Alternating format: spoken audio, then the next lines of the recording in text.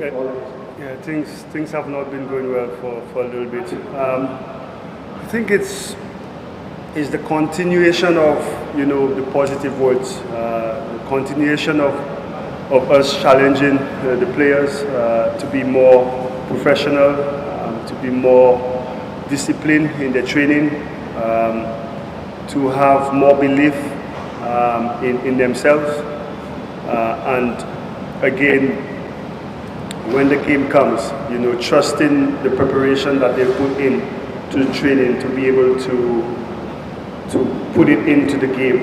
I see some of the guys lack confidence, and it's something that that has to come from within you. But with lack of performances, it's always hard to rise yourself above that level. But my job is to continue to instill that in the way we pray, in the way we practice, the way we think, the way we plan and strategize. And I was just telling someone the conversations we had after the test, to see the way they came out there and really put a conscious effort to train better. I expect a little bit of some sort of improvement, at least in the way they think and the belief they have going into the test match.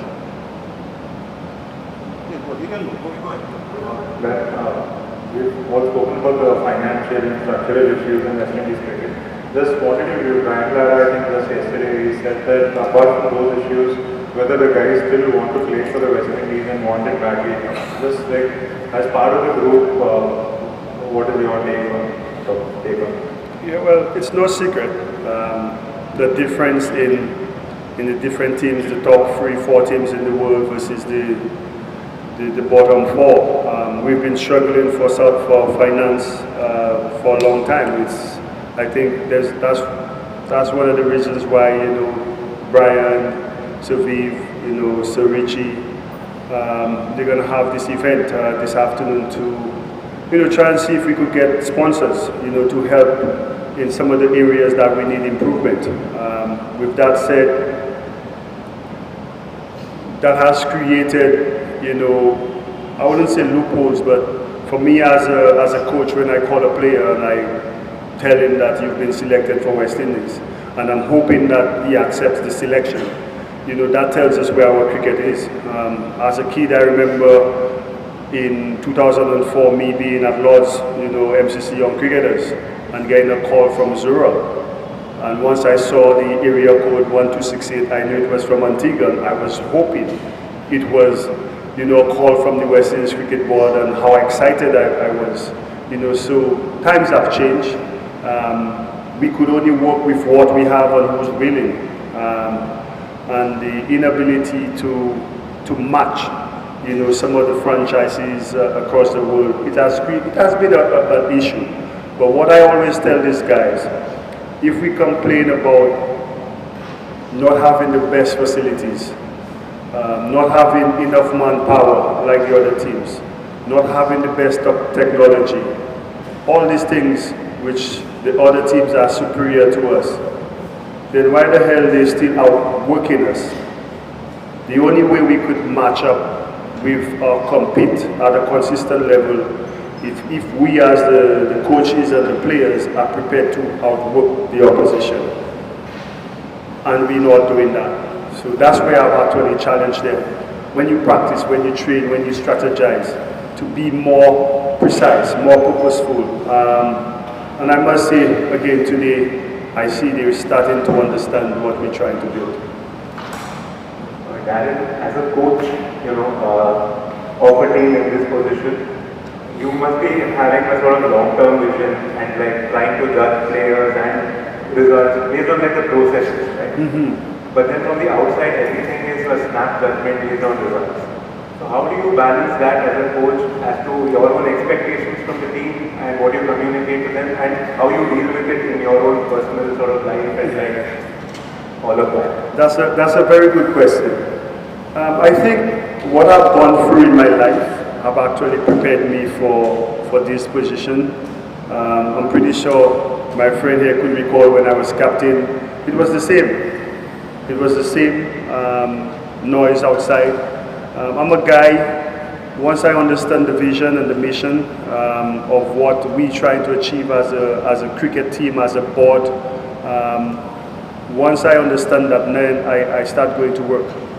It was the same when I was captain, and then the success we had during that period, it showed. I trusted the process, which is something that's key. We cannot compete with the manpower that we have. You know, I watched Joshua got out, and you know, he was so disappointed because they got so many guys waiting for an opportunity. Whereas in our setup, it's different. You know, when I took on this test job and wanted to impact change in the way we play, in the results that we have, what we did was look at, especially from the batsmen, look at our most consistent batters in international cricket, whether it be T20, whether it be ODIs, whether it be test matches, and put it together and see how best we could get a batting group. And that's what we've done. It's been, I think, this will be the 5th test match with that regime. And it's not work. It does not work. Mind you, when I look at the job I saw Australia in the Caribbean, India in India, and then New Zealand in New Zealand. I knew it was going to be very difficult. It would be probably the 3 most challenging series that we'll have, whether it's be home or away. And I understand what we try to build, the director of cricket, the vision that we have, and also the players that we want to play. So I take all that into consideration.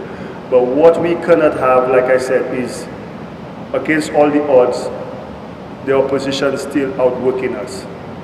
And that's where the biggest issue for me. That being, you don't need talent to work hard. You don't need talent to be motivated.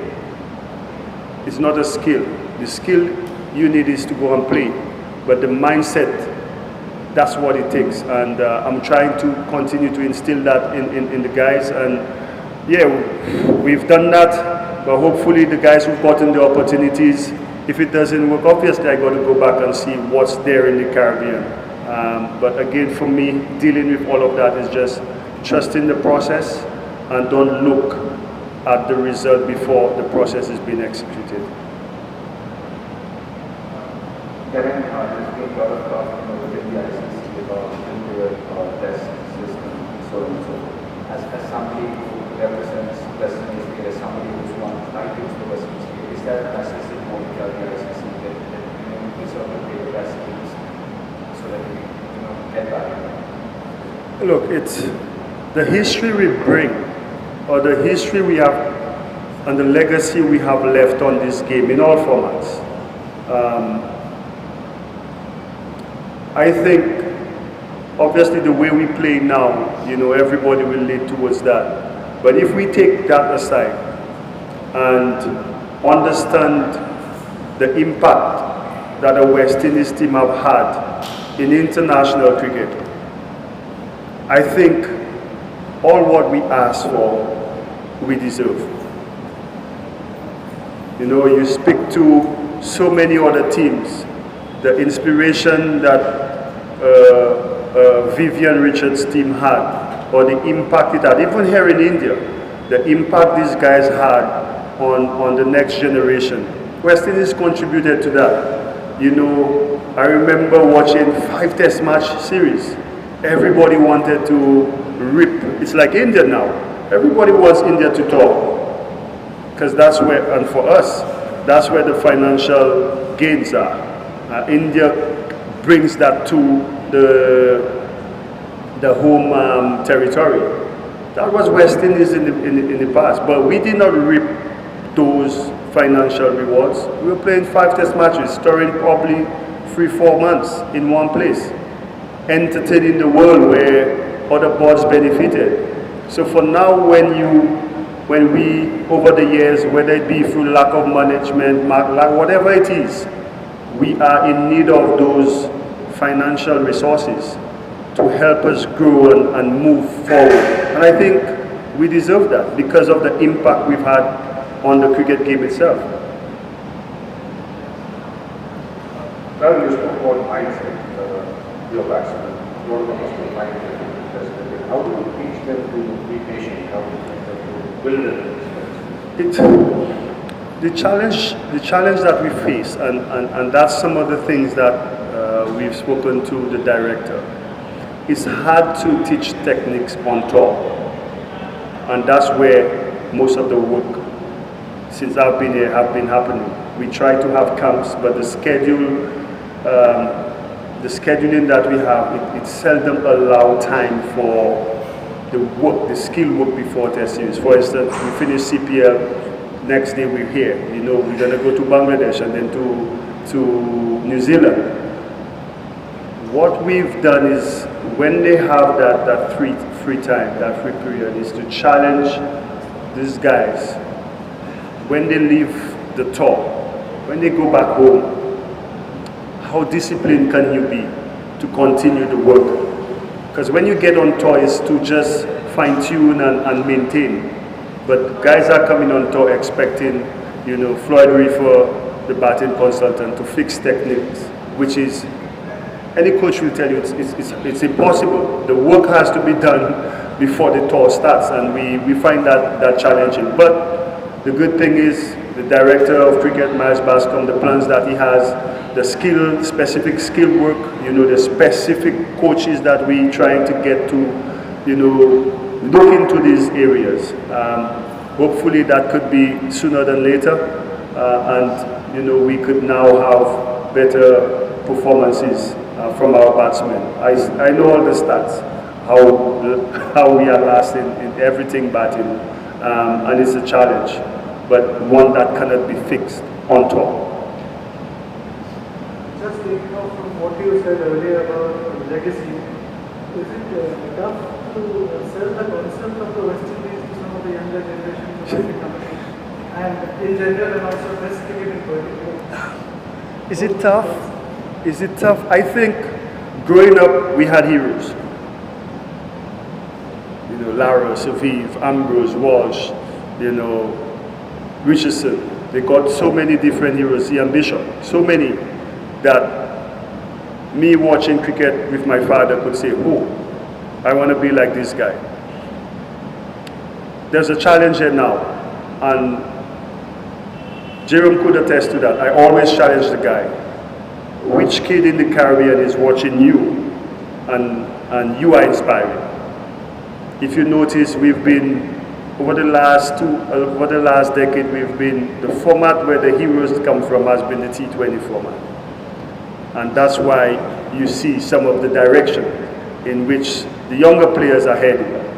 You know, that's where the heroes are. That's where they see people they want to be like from the Caribbean. So it's hard, but we will not stop trying, because winning builds and shows that it could be done. And we've not been able to do that for a long time. I mean, the last time we won a series in India, I was just born. My mom just had me in 1983. So the troubles that we have didn't start now. You know, 1983, you know, some great players were playing. You know, so I know now I'm under the microscope, I'm in the middle, and when we open to criticize, to be criticized by everybody. But the root of the problem didn't start 2 years ago. Something way back. It's like a cancer that's already in the system. And you know, if you don't beat cancer, you know what happens. And again, I think it's Breast Cancer Month, so it's a good way to put it, that our problems don't lie on the surface. It's rooted deep into our system, and that is something we will continue to change. The immediate fix is, you know, try and encourage the guys, train better mindset and all these things, and hopefully, you know, steps could be taken in the right direction. Only two more front. I coach 14 years back, you were here for a test match as skipper, and yes. You have a look at the wicket today, and how did the mood in the camp after what happened in Ahmedabad?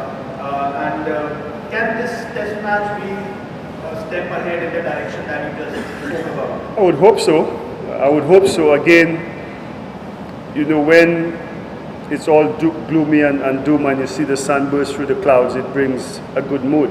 And I thought, honestly, the way we practice, just from the practice today, you know, I saw a difference.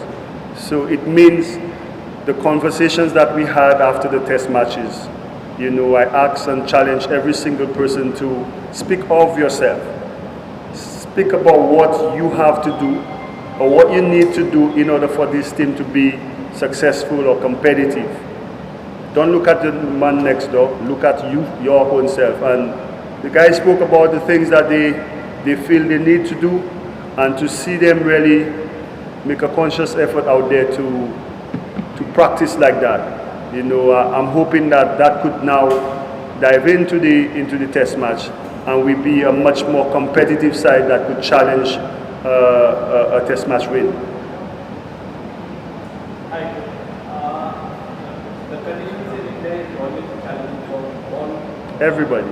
All foreigners. How do you approach this thing, particularly after the last match result? What do you say to your players for 15 sessions, 4 days? How do you approach it? What I've been saying all the time, you know, put a bigger price on your wicket, focus for long periods, believe in yourself, trust in the process. The list could go on and on, but at the end of the day, cricket is an action sport. You know, I could talk till the cows come home if we don't go out and act, and if each player don't understand the role they have to play in order for the team to do well. Openers got to see off the new ball bat till lunch, wherever, you know. We need to be able to bat at least 80 overs here in India. You know, put a big first innings score on wickets that are challenging. The first innings is very, very important. And that test match we spoke about 14 years ago, I think we almost got a lead. I think we got a lead in that test match. And then India won by five wickets, I think. Yuvraj Singh played a knock in the end. But yeah, it's to continue the positive messaging, and hopefully the preparation that they've put them in a position to go out and play well. All right. Thank you guys. Thank you, Good everybody. seeing you, buddy.